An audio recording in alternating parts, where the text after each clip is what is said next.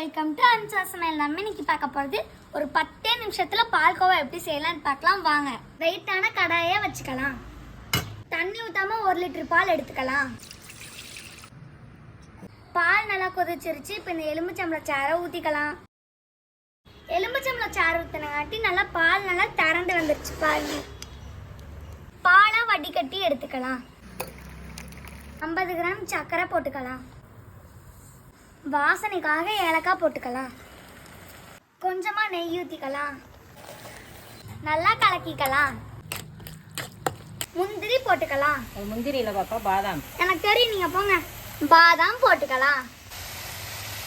அவ்வளோதாங்க, 10 நிமிஷத்துல பால்கோவா ரெடி ஆயிருச்சு.